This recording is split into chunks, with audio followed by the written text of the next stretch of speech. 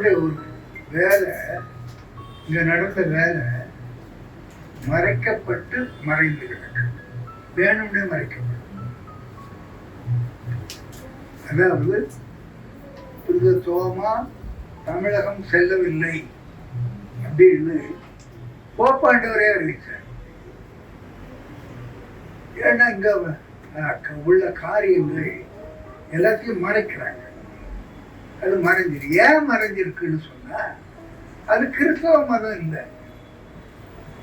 தோமா உருவாக்குன மதம் அல்லது அந்த திருச்சபை கிறிஸ்தவ திருச்சபை இல்லை, அது இந்து மதம். இந்து மதத்தை எதிர்த்துதான் கிறிஸ்தவர்கள் எல்லாம் பணியாற்றி இந்துக்களை கிறிஸ்தவங்களாக்கி இருக்காங்க. அப்ப இந்துக்களை கிறிஸ்தவங்களாக்கி வரும் பொழுது இவங்களுடைய சபைகள்ல பூரா இந்துக்களா இருந்தவங்க கிறிஸ்தவர்களா உட்கார்ந்து இருக்கிறாங்க. இப்ப இவங்களுக்கு மத்தியில சென்ட் தாமஸ் உருவாக்குன சபை கிறிஸ்தவ மதம் இல்ல, அது இந்து மதம் அப்படின்னு சொன்னா இவங்க சபையெல்லாம் உதிர ஆரம்பிச்சு. அப்ப அந்த நிலையில அதுக்கு பயந்து போய் கிறிஸ்தவ திருச்சபைகள் அத்தனையுமே இந்த கருத்துக்கு எதிராக போர்க்கொடி தூக்க வேண்டியது அவங்க கடமை ஆயிடும். போர்க்கொடி தூக்குனாதான் அவங்க சபை நிற்கும் அல்லது சபை அழிந்துடும். ஏன்னா இந்து மதத்தை தான் இவங்க இந்து மதத்தில் உள்ளவங்களை தான் மதம் மாற்றி கிறிஸ்தவ மதமாக்கி சபையில உட்கார வச்சிருக்காங்க. நான் சொல்றது விளங்குல இல்லை, யாருக்கா சந்தேகம் இருந்தா கேளுங்க. அப்ப அப்படி கேட்ப நம்ம விளக்கிட்டு வந்தா முழுவதும் ஒவ்வொரு ஸ்டெப்பா நம்ம மேல போறதுக்கு வாய்ப்பாங்க. இவர்களுடைய சபை கிறிஸ்தவ சபை. கிறிஸ்தவ சபைக்கு ஆள் பிடிக்கிறதுக்கு இந்து மதத்தில் உள்ளவங்களுக்கு அங்க போய் அவங்க இந்து மதத்து மத்தியில வேலை செய்து அவங்கள கிறிஸ்தவங்களை மாற்றி இவங்க சபையில உட்கார வச்சிருக்காங்க.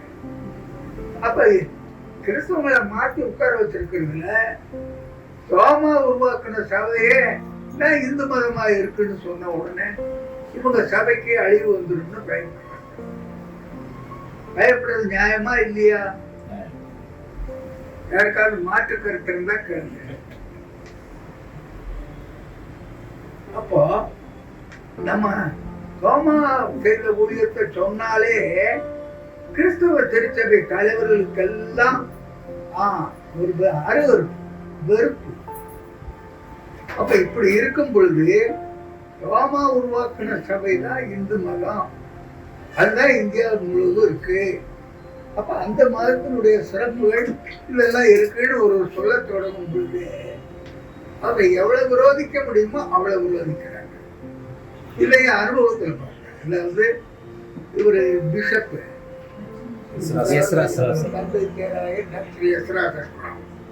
என் மேல ரொம்ப அன்புடையவர். நான் இந்தியா முழுவதும் நானும் என் மகளும் பழைய கல்வெட்டுகள், பழைய கோயில்கள் இதெல்லாம் ஆராய்ச்சி பண்றதுக்கு இந்தியா முழுவதும் போகும்போது இந்தியா முழுவதும் இருக்கிற அவருடைய சபை எங்களை தாங்குச்சு. இவர் சொல்லித்தான் அந்த எங்களுக்கு வேண்டிய தங்குறதுக்கு இடம், சாப்பாடு எல்லாத்தையும் அவங்க செய்தாங்க. அவ்வளவு தூரத்துக்கு நல்லா இதை செய்தது தாமஸ் கிறிஸ்டியானிட்டிங்கிறது அதான் இந்து மதம்னு சொல்ல ஆரம்பிச்ச உடனேயே எனக்கு எதிராக எல்லா வேலையும் செய்ய ஆரம்பிச்சிட்டாங்க. அவர் மேல குற்றம் சொல்ல முடியாது, அவருக்கு பயம். ஏன்னா நம்ம சபையில் உட்காந்துக்கிட்டு இருக்கிறவங்கெல்லாம் இந்து மதத்துல இருந்து கொடுத்து கொண்டாந்து உட்காந்துருக்கோம். அப்ப இந்து மதமே தோமா உருவாக்குற இந்து மதம் தான் அப்படின்னா ரொம்ப அங்க ஓடி போயிடுவானே அப்படின்னு பயம் வர்றது இயற்கை தானே. இப்போ உங்களுக்கு ஒன்றை கொடுக்குறாங்க, அதாவது 10 லட்சம் ரூபாய் பரிசு. தோமா அதாவது திருவள்ளுவர் ஞானஸ்தானம் பெற்ற கிறிஸ்தவர், இதை மறுக்கிறவங்களுக்கு 10 லட்சம் ரூபாய் பரிசு. அப்ப மறுக்கணும்னா ஆராய்ச்சி தெரியணும் இல்லையா? அப்ப ஆராய்ச்சி தெரியணும்னா பல்கலைக்கழகத்துல PhD படிச்சிருக்கணும். அப்ப PhD படிச்சவங்க வா மறுத்து சொல்லு, உனக்கு 10 லட்சம் ரூபாய் படிச்சாங்க அப்படின்னு போட்டிருக்கிறோம். 1 கோடி வச்சு 1 கோடி வச்சிருக்கலாம். 1 கோடி வைக்கலாம். ஏன்னா 10 லட்சம்ன்றது இப்போ லட்சம் ரொம்ப வேல்யூ ஆமா ஆமா 1 கோடி வைக்கலாம். ஷூரா வைக்கலாம். இல்ல, அது வைக்கலையா? 1 கோடி வச்சாலும் ஒரு இல்ல, ரூபா வச்சாலும் யாரும் பதில் சொல்ல முடியல. இல்ல அதனால நம்ம எவ்வளவு வேணாலும் வைக்கலாம். 100 கோடி 1 மில்லியன் வைக்கலாம். திருச்சபைக்கு முழுவதும் மாறுபட்டது. அப்ப மாறுபட்டதுங்கும் போது அவங்க முழுவதும் எதிர்க்க இது அவங்க கடமை தானே. அப்ப எதிர்க்கிறாங்கன்னா அந்த கடமையை செய்யறாங்க. அப்போ ஏன் இந்த கடமையை செய்யறாங்க அப்படின்னா, கிறிஸ்தவ திருச்சபைகள் கையில் இருக்கிறதுலாம் பைபிள். பைபிளை வாசிக்கிறாங்க. பைபிளை வாசிச்சுட்டு பைபிளுக்கு விரோதமா இது இருக்கு அப்படின்னு அவங்க நினைக்கும் பொழுது, அப்ப இருக்கிறதே அவங்க கடமை தானே. நான் சொல்றது விளங்குதா? அப்ப பைபிளுக்கு விரோதமா இருக்கா இது அப்படின்னு கேட்டா, பைபிளுடைய வரலாறே அவங்களுக்கு தெரியாது. கிறிஸ்தவ திருச்சபையில் இருக்கிறவங்களுக்கு பெரிய ஆராய்ச்சியாளர்களுக்கு தான் அது தெரியுமே. திருச்சபையில் இருக்கிற ஆராய்ச்சியாளர்கள் அவங்க கூட அதை தெரிஞ்சுக்கிட்டு போய் வெளியே சொல்ல மாட்டாங்க. ஏன்னா நம்ம கையில இருக்கிற பைபிள் கிபி 4ஆம் நூற்றாண்டுல தான் உருவாச்சு. கான்ஸ்டன்டைன் அப்படிங்கிற அரசன் அவன் தொகுத்து அந்த ஆட்சியாளருக்கு ஆதரவாக இருக்கும்படியாக அவனால் தொகுக்கப்பட்ட தொகுப்பு தான் நம்ம கையில இருக்கு. சந்தேகம் தான் கேள்வி.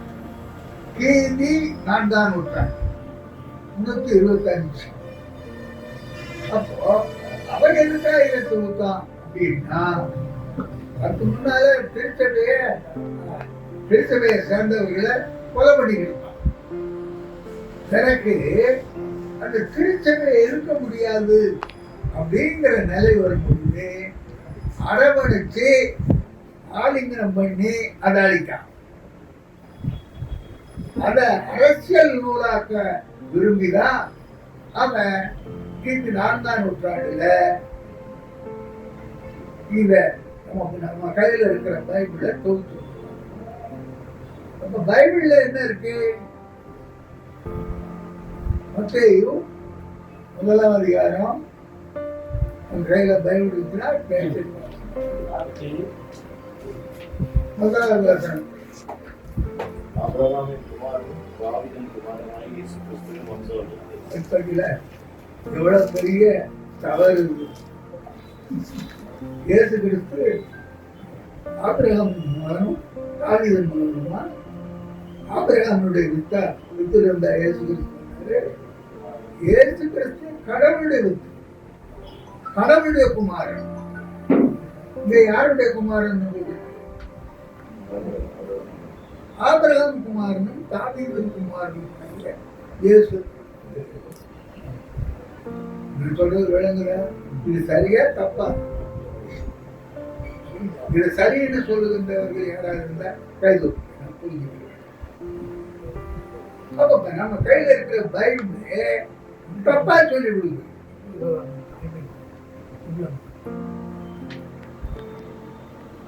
தப்பா சொல்லி கொடுத்தா இல்லையா? கடவுளுடைய குமாரன் மனுஷனுடைய குமாரனாக மாற்ற. இப்போ மனுஷன் குமாரன் வந்திருக்கிறார் நம்ம சொன்னது காரணமே, கடவுளுடைய குமாரன் சொன்னா புரியாது, அவனுக்கு ஓடிக்கணும். அதுக்காகத்தான் மனுஷனுடைய குமாரன் சொல்றேன். அப்ப மனிதனாக வந்த கடவுளுடைய குமாரன் அர்த்தம் சொல்றேன். இங்க பைபிள்ல அவரை பற்றி சொல்லி இருக்கிறது முழுவதும் தவறானது. தவறானதுக்கு காரணம் யாரால தொகுக்கப்பட்டது? அவர் மன்னனார். என்ன நோக்கத்தோட தொகுக்கப்பட்டது? அரசியல் நோக்கம். அதாவது கிறிஸ்தவர்களை அடிமையாக வைத்துக் கொள்ள வேண்டும் அப்படிங்கிற நோக்கம். அதனாலதான் அந்த அரசர்களுக்கு நீங்க கீழ்ப்படிந்தீர்கள் பைபிள் வந்துடும். அதாவது அரசர்கள் சும்மா இல்லை, கடவுளுடைய ஊழியக்காரன் அவன் பட்டயத்தை சும்மா வச்சிருக்கல, வாழை சும்மா வச்சிருக்கல. அதனால அரசர்களுக்கு கீழ்ப்படிகள் பைபிள்ல இருக்கு. ரோமர் 13 அதிகாரத்துல ரொம்ப தெளிவா அது பூரா இருக்கு. அது சரியா? இயேசு கிறிஸ்து ஏன் சிலுவையில் எடுத்துக்கொண்டாங்க? அரசர்களுக்கு கீழ்ப்படியாதனால. அரசர்களுக்கு கீழ்ப்படியாதனால அரசர்கள் ஆட்சியை போட்டுதான் சிலுவையில் அடிச்சாங்க. சொல்றது விளங்குதா? யாருக்காவது கருத்து வேறுபாடு தான் கேளுங்க. ஆக பைபிளுக்கு, அதாவது வரலாற்றுக்கு விரோதமாகவே பைபிள் வழியாக கற்றுக் கொடுக்கப்படுகிறார்கள். இதுதான் கைத்துன்னு உட்கார்ந்து இருக்காங்க. இந்த பைபிள் இருக்கிற அந்த பைபிள் ஹிஸ்டரி கிபி 4ஆம் நூற்றாண்டு. அப்ப கிபி 4ஆம் நூற்றாண்டுக்கு முன்னால இயேசு பெருமான் இப்பேரண்டத்தை ஆளும் கடவுள் அப்படிங்கிறத முதல் கண்டுபிடிச்சு உலகத்துக்கு சொன்னவர் யாரு? தோமா. தோமா தமிழ்நாட்டுக்கு வந்து இங்க அவர் பணியாற்றி இருக்கிறார் 20 வருஷம். கிபி 52 இருந்து கிபி 72 வரைக்கும். அப்போ தோமா பணியாற்றின அந்த இதுக்கு எதிராகத்தான் பைபிளுடைய நம்பிக்கை இருக்கிறது. பைபிளுடைய நம்பிக்கை தப்பான நம்பிக்கை. ஆபிரகாம் குமாரனும் தாவீதின் குமாரனும் ஆகிய இயேசு பெருமான் கடவுளுடைய மனுஷன் இல்லை, கடவுளுக்கு மனுஷனுக்கு பிறந்தவங்க இல்லை. ஆபிரகாம் குமாரனும் தாவீதின் குமாரனும் தான் யோசேப்புக்கு பிறந்தவர்னு அர்த்தம். ஆபிரகாம் தாவீதின் வழியில அந்த பரம்பரையில வந்தவர் யோசேப்பு. யோசேப்புக்கு பிறந்தவர் இயேசு பெருமான் அல்ல, பரிசுத்தாவிக்கு பிறந்தவர். பரிசுத்தாவின் வழியாக கன்னிமரியாளிடத்தில் பிறந்தவர். இப்பவும் திருச்சபைகள்ல இயேசு பெருமான் கோயில் யாரும் சொல்றதே இல்லை. கத்தோலிக்க திருச்சபை என்ன கோயில் போங்க? மாதா கோயில். மாதாவுக்கு எத்தனை பிள்ளை சொல்லு பாப்பா யாராவது?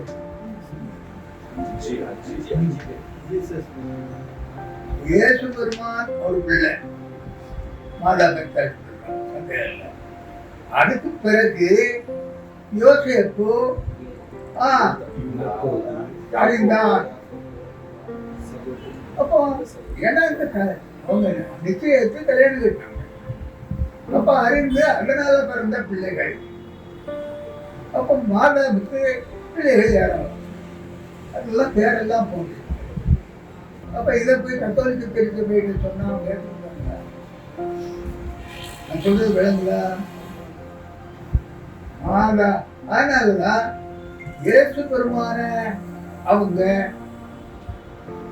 இழிவுபடுத்தி மாதாவை சிறப்பிக்கிறதுக்காக மாதா கையில குழந்தையாக்கி இயேசு பெருமான கையில்.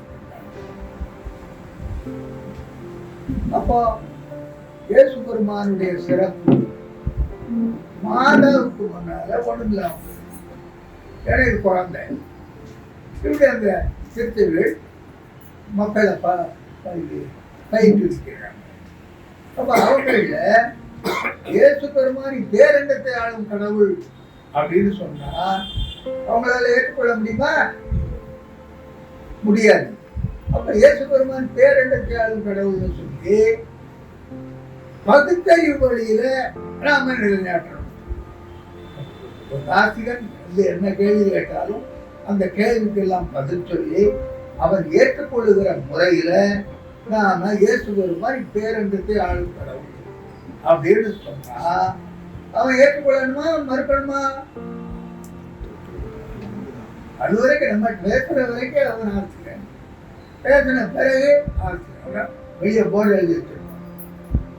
கடவுள் இருக்கிறாரு, பேரண்டத்தை ஆளும் கடவுள் இருக்கிறாரு, அதை நிரூபித்து புத்தகம் இருக்கு. அதை மறுக்கிறவர்களுக்கு 10 லட்சம் ரூபாய் வெளியே போர்டே எழுதிட்டு. அப்போ அதுக்கு புத்தகம் இருக்குன்ட்டு வந்து வாங்கி வாசிப்பாங்க. வாசிட்டு பிற பாராட்டிட்டு அரிசியா ஆக்கியனால திருச்சபையுடைய பேச்சு வேற, சென்ட் தாமஸ் கற்றுக் கொடுத்தது வேற. இதை எடுத்து சென்ட் தாமஸ் கற்றுக் கொடுத்ததை எடுத்து நாம மக்களுக்கு சொல்லும் பொழுது, திருச்சபைக்கு சொல்லும் பொழுது, திருச்சபையை ஏற்றுக்கொள்ளணுமா மறுக்கணுமா? ஏற்கொண்டா திருச்சபை அவங்களுக்கு சிக்கல். அப்ப அவங்க என்ன செய்யணும்? போப்பாண்டவர் என்ன சொல்லி கொடுத்துருக்காரோ ஏன்னா போப்பாண்டவர் சொல்லி கொடுக்கறது சொல்றதுதான் கத்தோலிக்க கத்தோலிக்க திருச்சபையிலிருந்து 16ஆம் நூற்றாண்டுல வெளியே வந்தவர் தான் மார்ட்டின் லூத்தர். அவர் அதை உருவாக்கினார். அதுக்கு ஒட்டு சபை தான் புராட்டஸ்டன்ட் சபை. கத்தோலிக்க திருச்சபையின் ஒட்டு சபைதான் புராட்டஸ்டன்ட் திருச்சபை. யாருக்கால் சந்தேகம் கை இது திருச்சபை வரலாறுலாம் படித்த அறிஞர்கள் அங்க இருக்காங்க. கத்தோலிக்க திருச்சபை ஒட்டு சபைதான் புராட்டஸ்டன்ட் திருச்சபை. ஆகினால கத்தோலிக்க திருச்சபை முழுவதுமா விலக முடியாது. விலக முடியாத நிலையில கத்தோலிக்க திருச்சபையுடைய நம்பிக்கைக்கும் புராட்டஸ்டன்ட் திருச்சபையின் நம்பிக்கைக்கும் எதிரானதுதான் ரோமாவளி திருச்சபை, ரோமாவளி திருச்சபையுடைய கொள்கை. அப்போ ரோமா வேலை செய்திருக்கிறார். ரோமாவளி திருச்சபையுடைய கொள்கை எல்லாம் மறைக்கப்பட்டு மறைந்து கிடக்கும். இந்த காலத்துல ரோமாவளி திருச்சபையினுடைய கொள்கைகளை வெளியே கொண்டு வர வேண்டுமானால் யாராலும் தான் முடியாது. சொல்லுங்க. பேச முடியும்,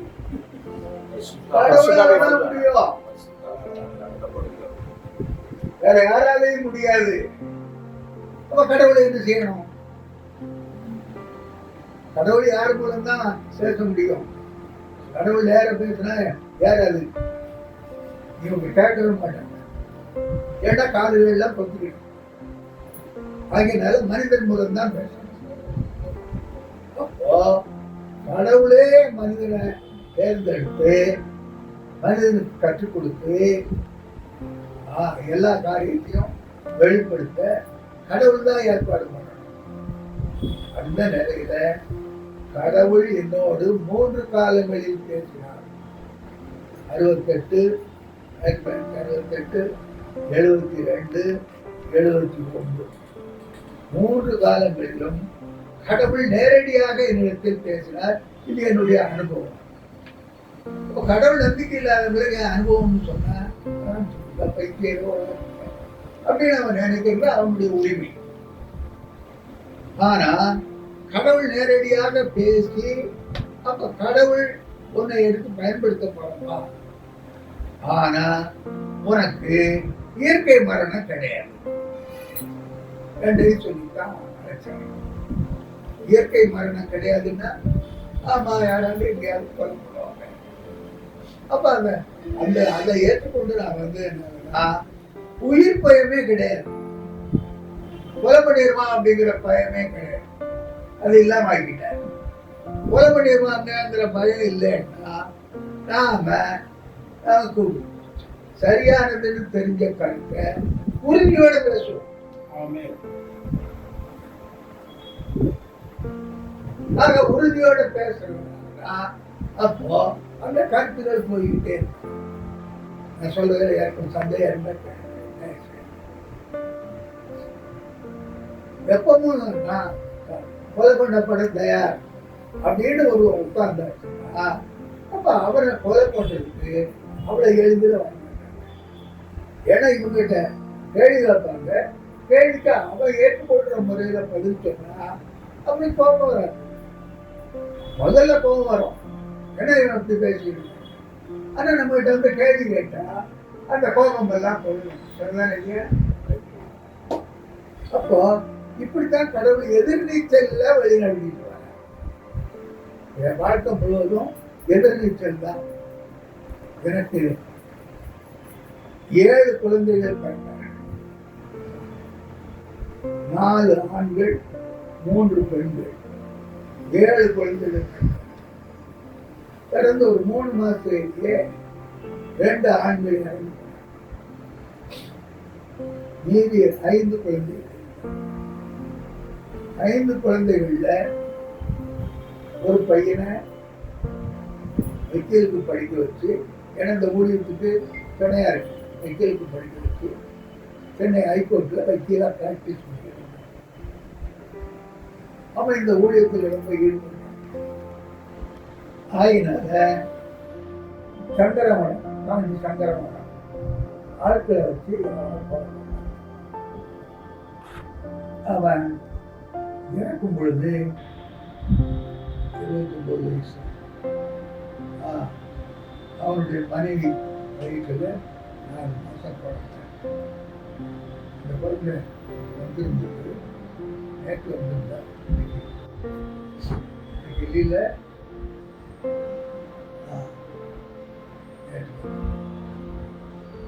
பெரிய படிப்பு வெளிநாடுகள் கடவுள் நடத்துகிறார். அந்த மருமகளுக்கு தான் ரொம்ப துன்பம். அதுக்கு மத்தியில் அவளையும் கமலாசிரியர் வச்சு கமலாசிரியர் பணியாற்றினார்.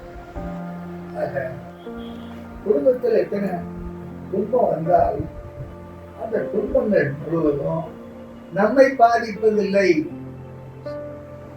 ஏன்? நம்ம யார் கையில இருக்கிறோம்? கடவுள் கையில. நம்ம அற்ப புல், அதோட சந்தேகம் இல்லை. என்னுடைய வாழ்க்கையை பற்றி எனக்கு தான் தெரியும். அற்ப புல். ஆனா யார் கையில இருக்கிற புல்? வல்லவர் கையில இருக்கிற புல். கடவுள் கையில நாம் இருக்கிறோம். கடவுள் நடத்தி இருக்கிறார். அதனாலதான் இந்த ஊழியமே எதிர்நீச்சல் ஊழியம். அந்த ஊழியம் மறைக்கப்பட்டு மறைந்து கிடைத்தார்.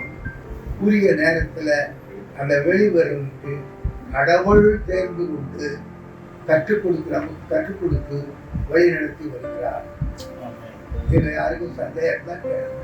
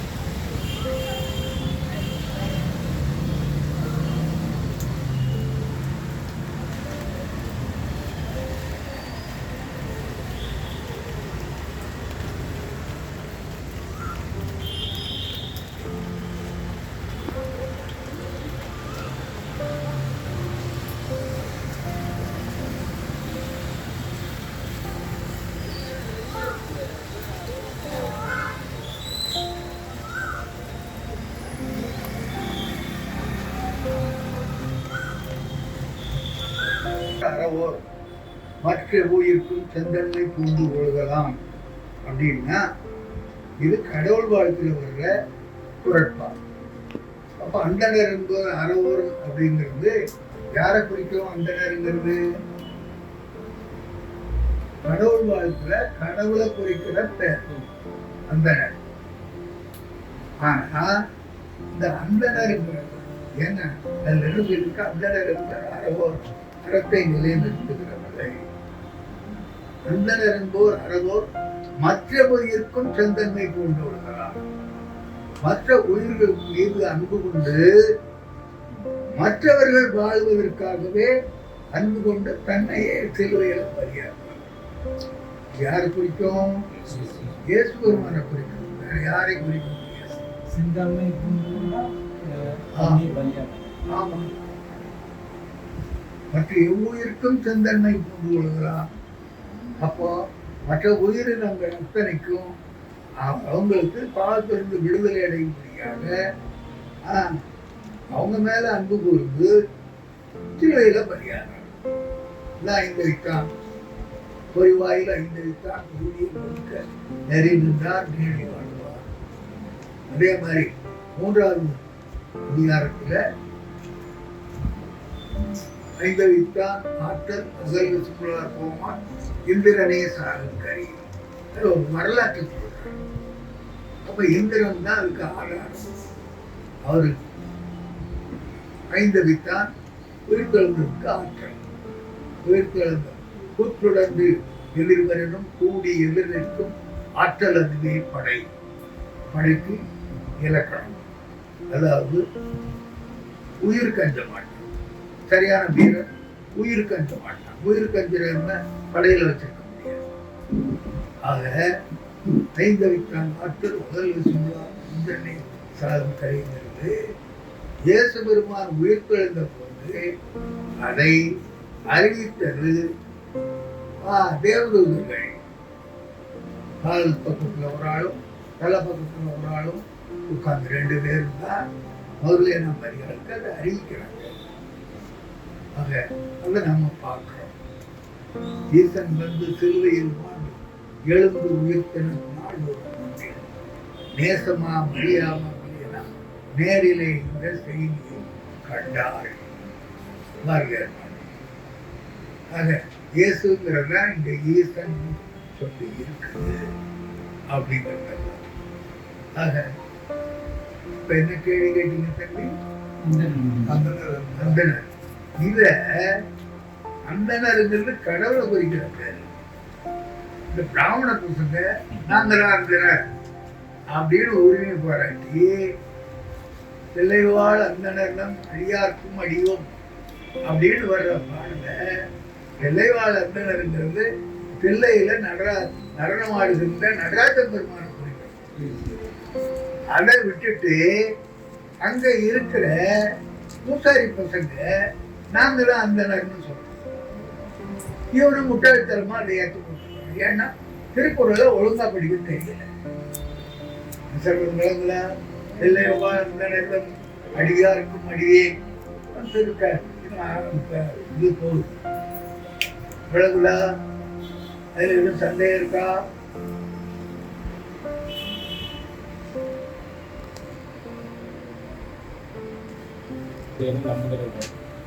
நாங்கள் உள்ளத்தில் ஆழமாக தியானித்து தங்களை நன்கு அறிந்து கொள்ள எடுக்கும் முயற்சியாகும். அதாவது ஒருவர் தன்னை நன்கு அறிய எடுக்கும் முயற்சியாகும் அப்படின்னு சொல்லி தியானம். இந்த கருத்தை கொஞ்சம் விளக்குங்க. சொன்ன உடனே யார் ஞாபகம் வரணும்? ஈசாக்கு தியானம். ஈசாக்கு தியானம் பண்ணாரு. இப்போ உள்ளது தியானம் பண்ணது யாரு? மோடி. மோடி மோடி என்ன சொல்லிட்டு இருக்காரு? கடவுள் குழந்தை நான் பயாலஜி தன்னே கடவுள்னு சொல்றவங்க இருக்காங்க. அகம் பிரம்மாஸ்மி, நானே கடவுள் அப்படின்னு சொல்றது அத்வைதம். அந்த அத்வைதத்தை உருவாக்குறது யாரு? ஆதிசங்கரர். அப்ப அவங்க தியானம் தான் பண்ண முடியும். நானே கடவுள்ட்டு யார்கிட்ட போய் அவங்க பிரார்த்தனை பண்றது சொல்லுவாங்கள? நானே கடவுள்னு சொல்றவங்க யார்கிட்ட போய் பிரார்த்தனை பண்ண முடியும்? தியானம் தான் பண்ண முடியும்.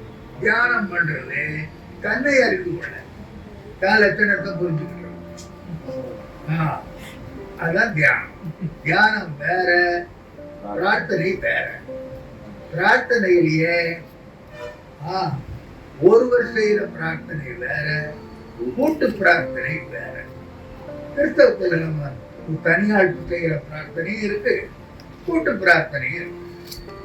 கூட்டு பிரார்த்தனை செய்யும் பொழுது அப்போ இவங்க பிரார்த்திக்கிற எந்த எழுத்து பிரார்த்தனை பண்றாங்களோ அது எல்லாம் நிறைவேறுது அப்படிங்கிறது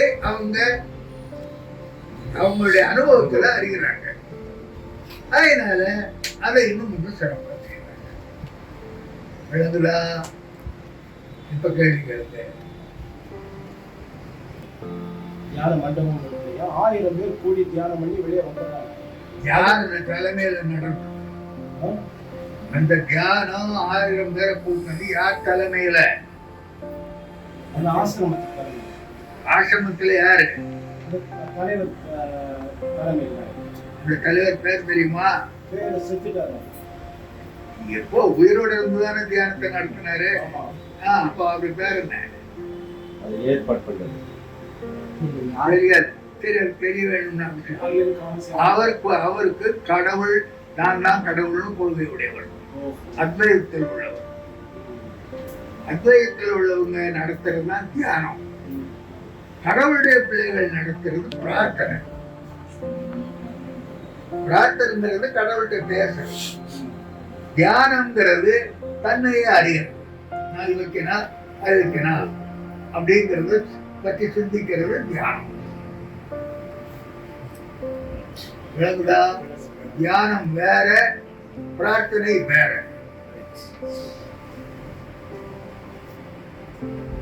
வேற இருக்கா? யாருக்கா சந்தேகம் இருந்தா கேளுங்க. வேதத்தை படிக்கிறீங்க, அதுதான் தியானம். வேதத்தை தியானம் பண்றோம்னு சொன்னா வேதத்தை வைத்துக் கொண்டு நம்ம லட்சணத்தை பார்ப்போம். வேதம் காட்டுற ஒளியில நம்ம லட்சணம் எப்படி இருக்குன்னு பார்ப்போம்னு நினைக்கிறதுனா வேதத்தை வச்சுக்கிட்டு தியானம் பண்ணுவோம்.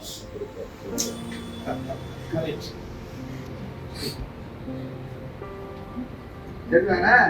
வேற ஏதாவது யாருக்கும் சந்தேகம்னா கேளுங்க. கேளுங்க. அந்தனா திருவள்ளுவர் கூற்றுப்படி கடவுள். சரியா? இயற்பகை நாயனார் அவருடைய வீட்டுக்கு சிவன் அந்தனார் வேடம் கொண்டு வந்ததாக சொல்றாங்க இல்லையா? ஆமா, கடவுள் அந்தனர் வேடம் கொண்டு வந்தாருன்னா அப்ப கடவுள் கடவுளா வந்தாரா? இல்ல அந்தனர் இவன் சொல்ற அந்தனர் பிராமணர்கள். ஆனா பிராமணர்கள் அந்தனர்கள் இல்லை. சரியா? அப்ப சிவனடியார் எந்த வேடம் கொண்டு வந்தாரியா? அந்தனர் வேடம். அது ஒழுங்கா தெரியலன்னா அதை ஏன் கேள்வி கேட்கிறீங்க? என்ன வேடம் போட்டு வந்தாரு?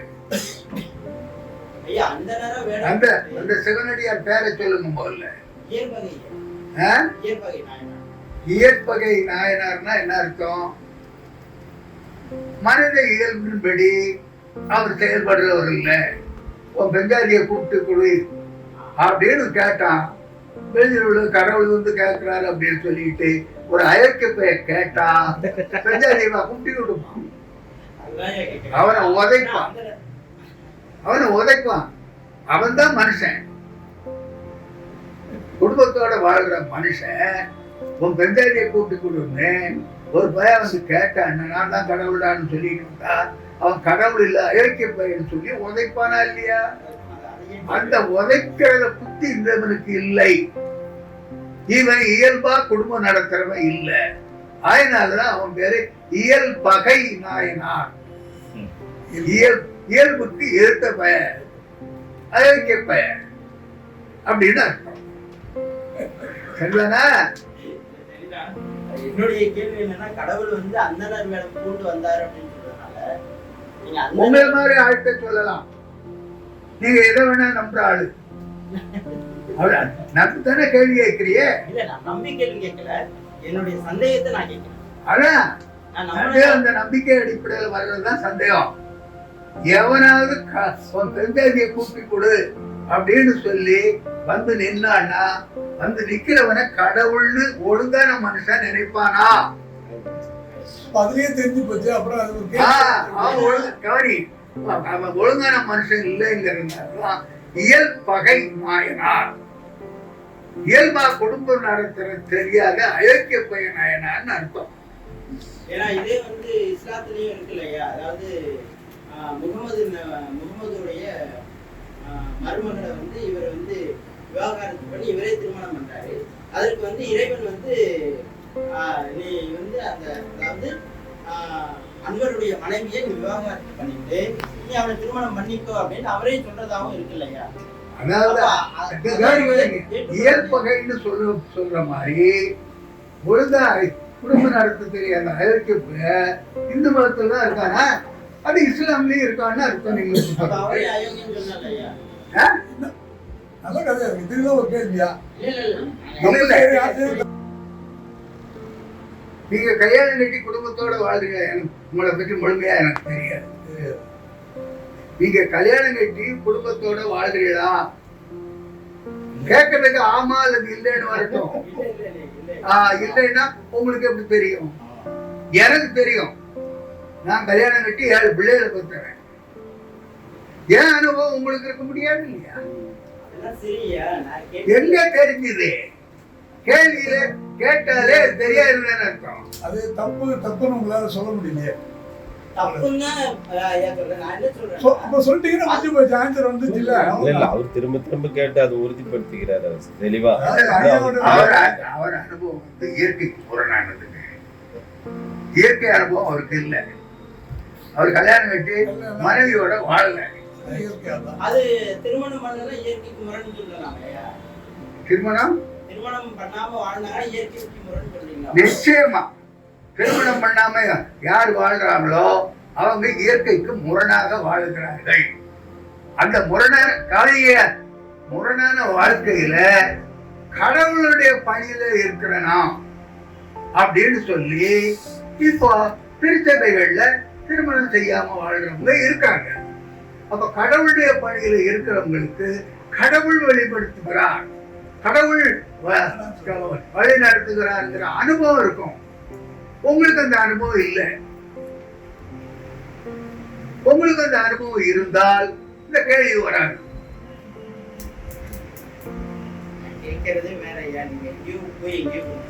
நீங்க கேட்கறது வேற என்ன?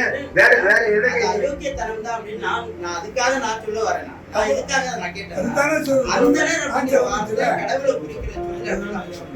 உனக்கு அறிவு. நீ சாத்தானுடைய பிள்ளையா இருந்தா அதை ஏத்துக்கிடுவேன். கடவுளுடைய பிள்ளையா இருந்தா அதை ஏத்துக்கிட முடியாது. யாருமே ஏத்துக்கலையா? யாரு ஏத்துக்கலன்னா அதை பத்தி நீங்க ஏன் கேக்குறீங்க? யாரு ஏத்துக்கொள்ளாத நீங்க ஏன் கேக்குறீங்க? ஏன்னா உங்களுக்கு அந்த அனுபவம் இல்லை. அவரு நாயனாருன்னு சொல்லிட்டாங்களே அப்படின்னு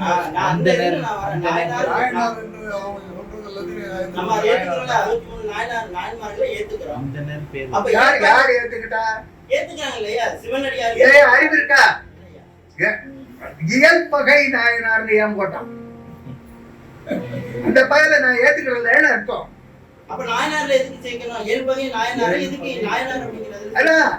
அவன் இயற்பகை நாயனார் அவனுக்கு உதவ கொடுத்து அனுப்புனாங்க.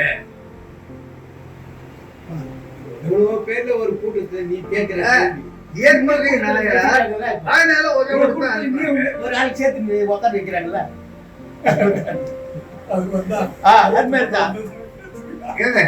கல்யாணம் கட்டி வாழ்றவங்க வேற, கல்யாணமே கட்டாம வாழ்றவங்க வேற. இங்க வேறுபாடு உண்டா இல்லையா? கல்யாணம் கட்டாம இருக்கிறவனுக்கு கல்யாணம் கட்டி வாழுகிறவனுடைய அனுபவம் எங்க இருந்து வரும்? எங்க இருந்து வரும்? தெரியாது. அப்ப தெரியாமல் இருக்கிற ஒருவன் இன்னொன்னு புரியுறது எப்படி? புரியாது. 63 நாயன்மார்கள்ல ஏற்பகை நாயனார் சேர்றாரா அப்படின்னு ஒரு கேள்வி கூட இருக்கு. ஏற்பகைன்னு போட்டாச்சுனாலே 63 நாயன்மார்ல வரமாட்டாரு. இல்ல, வந்துடுவாரு. அயோக்கியத்தனமான நாயனார் அப்படின்னு அர்த்தம். 12ல 1 யூதாஸ் அந்த மாதிரி. அதனாலதான் இயல் பகைன்னு போடுறாங்க. இயல்பான நாயனார் இல்ல, இயல் பகை நாயனார். பிராமணன் எதை கேட்டாலும் கொடுத்துடணும். அதை ஏத்துறதுக்காக அவன் என்னெல்லாமோ செய்யறான்.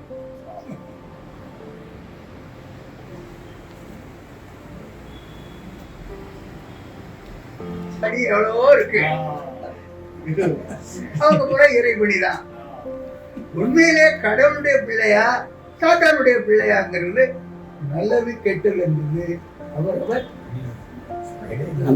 அறிவீர்கள். கேள்வி கேட்கும் பொழுதே அவருடைய அனுபவம் வெளியே வந்துருது இல்ல? அனுபவம் வருதா இல்லையா? அனுபவத்தை தான் கேள்வி கேட்க முடியும். உலக வழக்கத்தின்படி அவர் இஸ்லாத்துல இருந்து இப்ப கிறிஸ்தவரா மாறி இருக்காங்க. இயேசுவின் ஊழியத்தை செய்யறாரு இப்போ. சரி, அதை தான் சொல்ல வராங்க, அறிமுகப்படுத்துறாரு. ஆமா, இயேசுவின் ஊழியத்தை செய்கிறாரு, அது எனக்கு தெரியும். நல்ல நண்பர் எனக்கு, அது தெரியும். அவருக்கு எனக்கு தெரியும். ஆனால் அவருடைய அனுபவம் எப்படி இருக்குங்கிறத அவர் சொல்றாரு இல்லையா? அவருக்கு திருமணமாகி ஒரு குடும்ப வாழ்க்கை நடத்துறாருன்னா அதனுடைய அனுபவம் வேற. குடும்ப வாழ்க்கை நடத்தலைன்னா அதனுடைய அனுபவம் வேற. பெஞ்சாதியக்கூடிய கடவுள் சொல்றாருன்னா இவன் செருப்பாலே அடிப்பான். உன் கடவுள் யாருடா? சாத்தான்டா, விலைக்கு போயிட. என்ன கேள்வி? செருப்பாலே அடிப்பான். அதற்கு நிறைய படங்கள்லாம் பண்ணி நட்டிட்டு இருக்காங்க.